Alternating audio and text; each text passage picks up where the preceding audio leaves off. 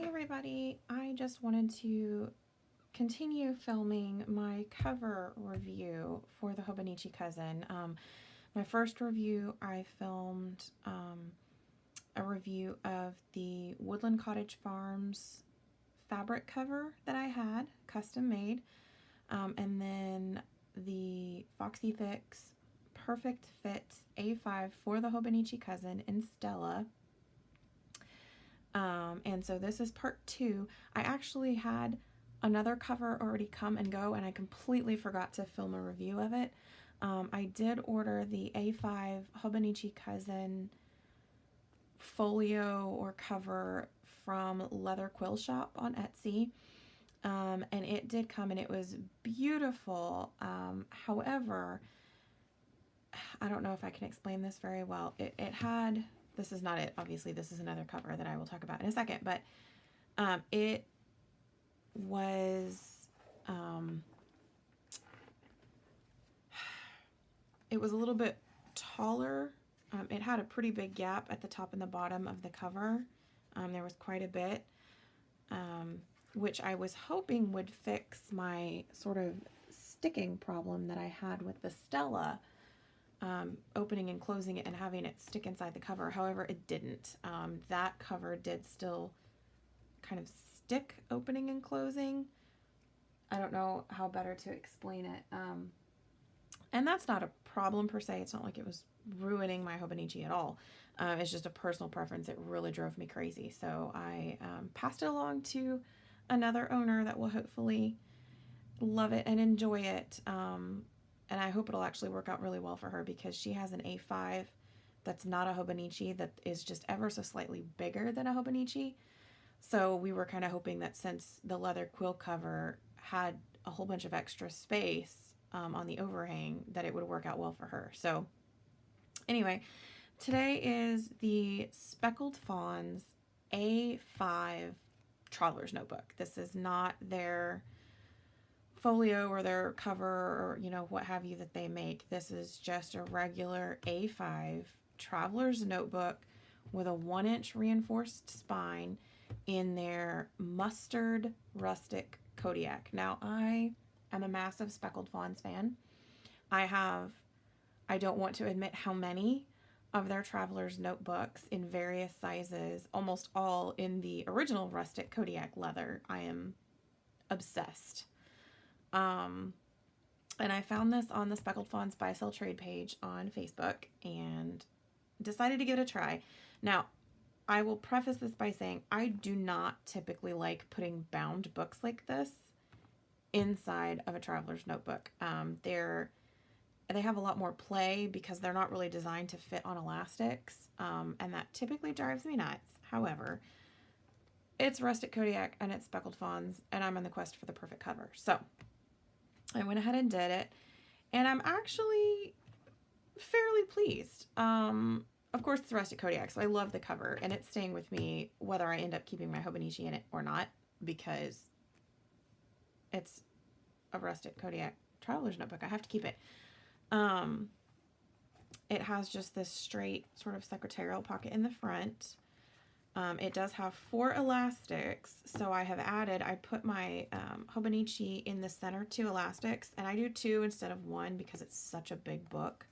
So I put 1 elastic just inside the front cover and 1 just inside the back to kind of give it a little bit more stability. It's still, it still wiggles a good amount, but not horribly so. And then I went ahead, I have this set of add-on notebooks from Hobonichi, and I went ahead and put 1 on the front elastic and 1 on the back elastic, and then they have 3 card slots and another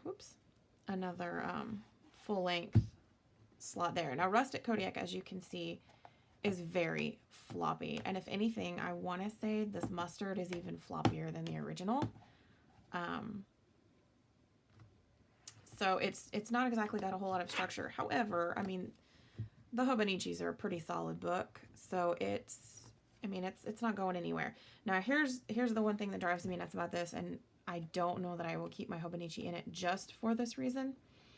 I don't know if you can see, it slides up and down on the elastics pretty constantly. Now it doesn't fall out, but it slides up and down a lot, and there's not a whole lot of room, which I actually like. I like my covers to fit really snug. There's not a whole lot of overhang of the cover, but because it moves up and down so much, it kind of comes across as, sorry, trying to stay in frame here.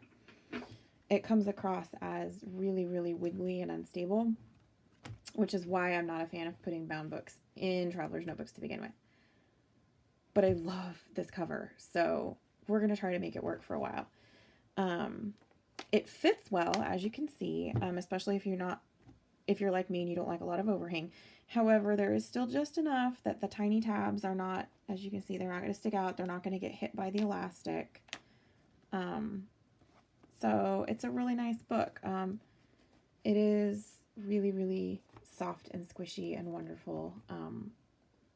So yeah, there's that. I can't say anything ever bad about Speckled Fawns books. I have, like I said, way too many of them to admit. So there's that, and it's gorgeous, and I love it. And that is definitely a viable option. It certainly does not have the sticking problem. If anything, it has quite the opposite in that it's a little loose, just because it's on elastics instead of slid into a cover. So there's that. That's wonderful, and I love it. And then the other I just got today, and I'm kind of super excited. I picked this up on another buy-sell trade page. I honestly can't remember if it was the Planner Exchange or Planner Marketplace or one of them. I'm a member of too many. This is a Speck Codex in A5. Obviously not cheap. I have owned a Speck ring binder in the past when I was in A6 rings, and I have that sort of flip through setup video on this channel. I loved it. I am an A6 rings girl at heart. A6 is my size. I love it. And I carried an A6 for a long time, but I'm at a stage in my life where I need more space right now with my kids. So I'm in an A5, and I love the Hobonichi cousin, so we're going to make it work. And this is their Codex. This is the Touch Me leather in, I believe it's called Bordeaux. It's a burgundy, but I believe the actual name of the leather is Bordeaux. It's very soft, and this is just this standard non-customized layout. There's a long pocket here, a shorter pocket here, 3 card slots here, and then the sleeve where you slide your cover in over here. And yes, if you're wondering, I do actually have 2 cousins. It's embarrassing. It's a long story. I have 2 cousins. Anyway, so it actually slides. It does not stick at all like the Foxy Fix does. So this is wonderful. I love it. It's beautiful. And thank you to the wonderful lady who sold it to me. Hi. I love it. My one kind of negative is that it does not include a closure of any kind. I do have one of the Hobonichi cousin rivet bands that I'm going to dig out and find and try that on here. And hopefully it's not going to, mar the leather at all. The Touch Me leather is pretty. I mean, it's the pebbled sort of finish, so it holds up well. So I'm not sure how I'm going to feel about it just being, this might just be my desk Hobonichi for now. But it's beautiful, and it absolutely solves the sticking problem. So who knows, if I love it enough, I might even lose my mind and punch a hole and put a grommet and put some elastic on it, because that would make this pretty much just about perfect for me. But that is the other review. As you can see, it's got not a whole lot of overhang, enough to accommodate tabs if that's what you want. It does not slide up and down inside of the book at all. It's pretty sturdy. There's a good amount of space for tabs, so you're not gonna have to worry about tab overhang. It opens and closes well. There's lots of pockets for stickers. I mean, it's a Speck. It's kind of like the Lamborghini of the planner world. It's beautiful, and I love it. So it is definitely worth the cost. If I were to go ahead and buy it custom, they will, Speck will alter anything that you want them to alter.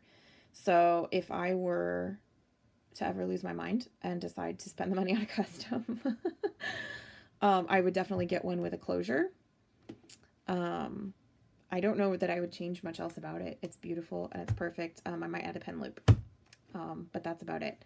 So this is pretty darn close to perfection in my opinion. Granted, these are just my opinions. Sorry, I'm trying to get this without it glaring and it's just not working. So that is the Vanderspeck. So I hope that helps those two covers, and if I end up with any more, I will be happy to review them. If you have any advice or ones that you would like to see reviewed, feel free to let me know. Unlike the stickers, I cannot promise that I will review covers because obviously these are a significant investment, whereas the stickers are not.